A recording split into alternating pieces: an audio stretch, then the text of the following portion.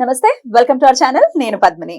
So ఈ రోజు మనతో పాటు ప్రముఖ ఆధ్యాత్మికవేత్త, ప్రముఖ న్యూమరాలజిస్ట్, ఆస్ట్రాలజర్ తనిష్క మేడం ఉన్నారు. మాట్లాడదాం. నమస్తే మేడం. నమస్తే అమ్మా. మీ క్లయింట్ ఒకళ్ళు, సక్సెస్ఫుల్ క్లయింట్ ఒకళ్ళు సిద్ధంగా ఉన్నారు తమ ఎక్స్పీరియన్స్ ని మనతో షేర్ చేసుకోవడానికి. అయితే ఈ రివ్యూస్ ఎప్పుడు చెప్పినట్టుగానే రకరకాల సమస్యలతో ఎటు వెళ్లాలో తెలియనప్పుడు డెఫినెట్ గా ఈ రివ్యూ హెల్ప్ అవుతుంది. ఎంతో మంది చూస్తుంటారు, ఒక్కరికి హెల్ప్ అయినా చాలు అన్న థాట్ ప్రాసెస్ తో నేను ఈ రివ్యూస్ ని చేయడం జరుగుతుంది. సో మరొకసారి ఆ కాలర్ తో మాట్లాడదాం. ఓకే అమ్మా.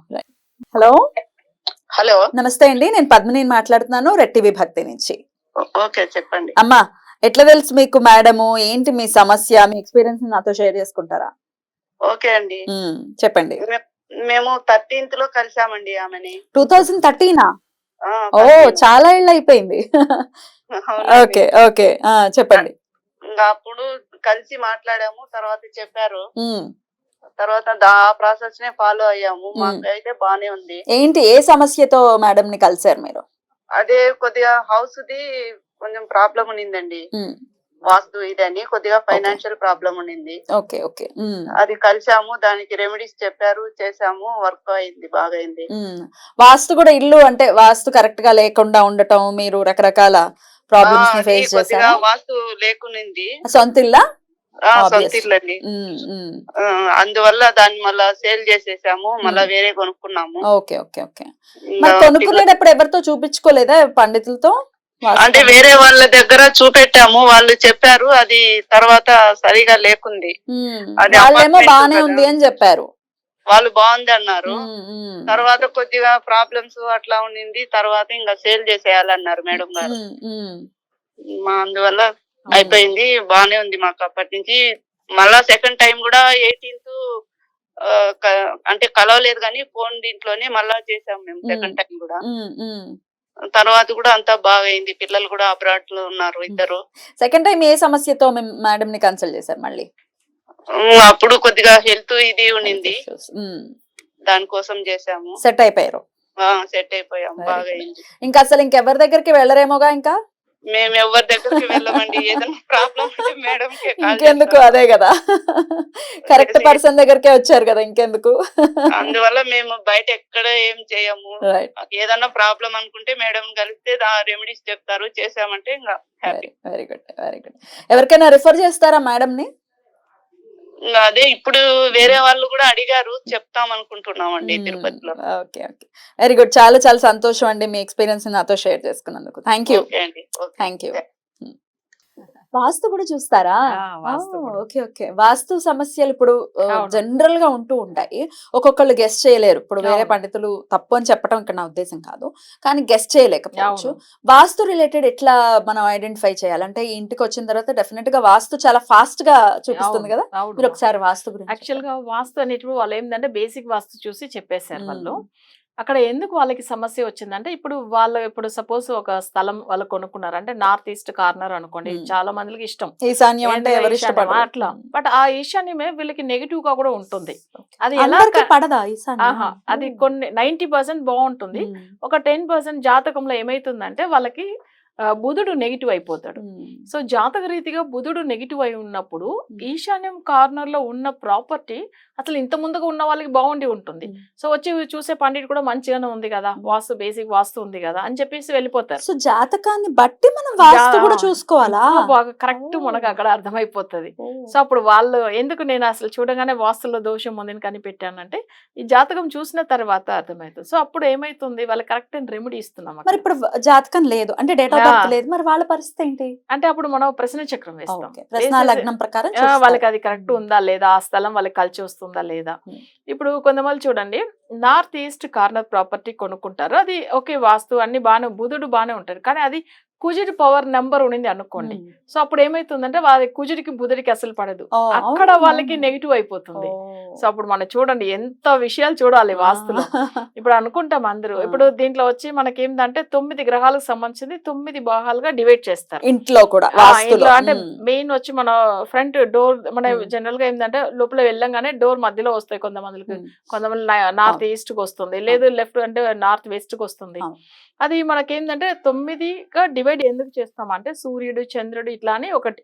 సో మనకు ఆ వెళ్ళే ఎంట్రన్స్ వచ్చి ఏం కాల్లో ఉంది అంటే బుధుడు కాల్లోనా గురు కాల్లోనా అని చెప్పి ఒక లెక్క ఉంటది. సో అది ఒక రకం ఉంది వాస్తులో, అది చూసుకో, అది చూడాలి. అది కొన్ని జాతకాలకు, అది ఇక్కడ ఉండే వాళ్ళకి అది కొన్ని విషయాలు తెలియదు.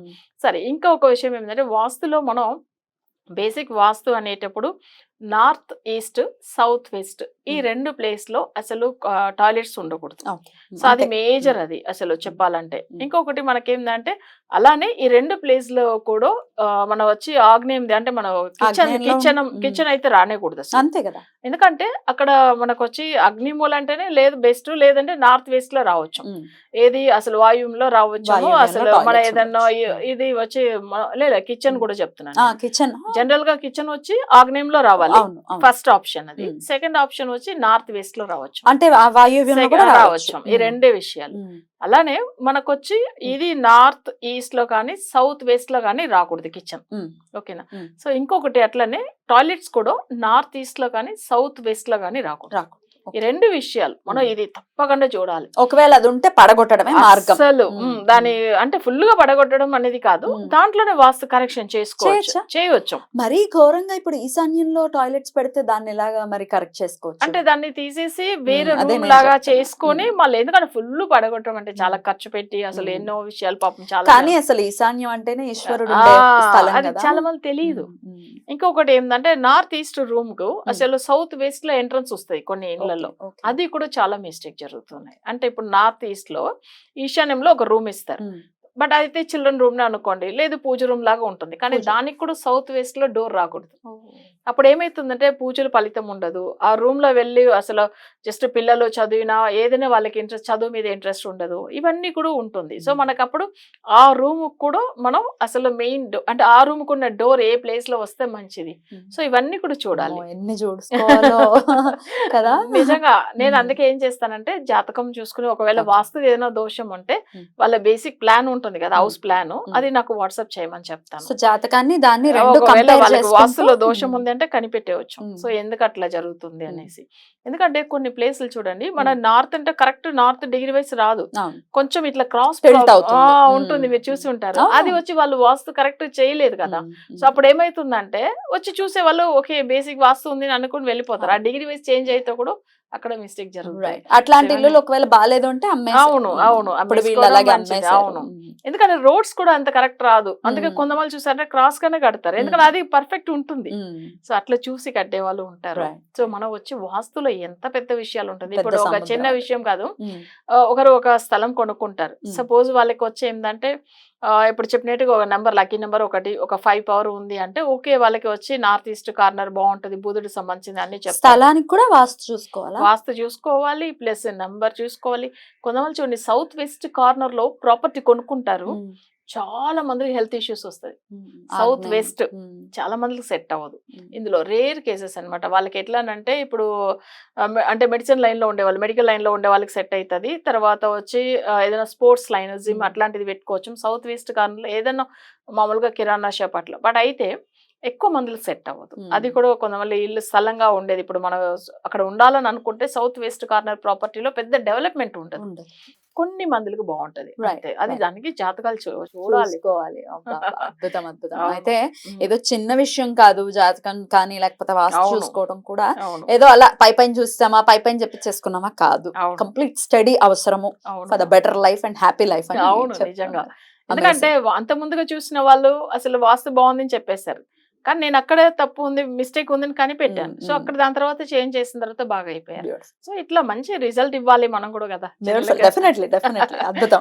ఆవిడ కూడా చక్కగా వాళ్ళ ఎక్స్పీరియన్స్ ని షేర్ చేసుకున్నారు. మరి మీరు కూడా ఒకవేళ ట్రై చేద్దాం, ఇంకా చాలా మందితో చూపించేసుకున్నామండి అయిపోయింది, ఇంకా మా సమస్యలు సాల్వ్ అవ్వి ఇంతే మా లైఫ్ అని అనుకోవద్దు. లేదు, ఉంది, డెఫినెట్ గా మార్గం అనేది ఉంటుంది.